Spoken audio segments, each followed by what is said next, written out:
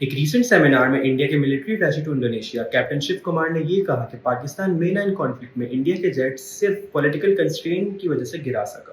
انہوں نے کہا کہ انڈین جیٹس کو صرف اجازت تھی کہ وہ ٹیررسٹ ٹارگیٹ کو نشانہ بنائے، نہ کہ ڈیفینس ٹارگیٹ کو۔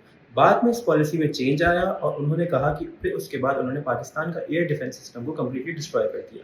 اس کلیم کو پاکستان کئی بار رد کر چکا ہے۔ اس اسٹیٹمنٹ کو لے کر انڈیا میں کافی شور مچ رہا ہے، خاص طور پہ انڈین اپوزیشن کی جانب سے، جو کب سے اس بات کو کہہ رہے ہیں کہ انڈیا میں اس معاملے کو لے کر آل پارٹیز کانفرنس بلائی جائے۔ اور now that this statement has come up, وہ یہ بات کر رہے ہیں کہ P M Modi is a liar, that is why he is not calling all parties conference. Captain Shiv Kumar کے اس کلیم کے بعد انڈین ایمبیسی ٹو انڈونیشیا نے یہ اسٹیٹمنٹ جاری کی ہے کہ ان کے الفاظ کو آؤٹ آف کانٹیکسٹ پیش کیا جا رہا ہے، اور انہوں نے یہ بات اس لیے کہی تھی تاکہ وہ بتا سکیں کہ انڈیا کی آرمی پولیٹیکل لیڈرشپ کے انڈر کام کرتی ہے۔ Pakistan military has said in multiple statements that they have destroyed Indian fighter jets that were attacking Pakistan from Indian airspace, including notorious Rafale.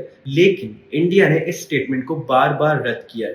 However, international news outlet نے یہ report کیا کہ پاکستان نے at least ایک Rafale کو گرایا تھا۔ And now that their military officials are coming forward and accepting their losses, first air marshal Awadhesh Kumar Bharti, جنہوں نے کہا تھا کہ we are in a combat situation and losses are part of the combat. اس کے بعد انڈیا کے chief of defence staff Anil Chauhan نے سنگاپور میں ایک انٹرویو کے دوران یہ مانا تھا کہ ان سے ٹیکٹیکل غلطیاں ہوئی ہیں جس کی وجہ سے ان کو ایئر کرافٹ کا لاس ہوا تھا۔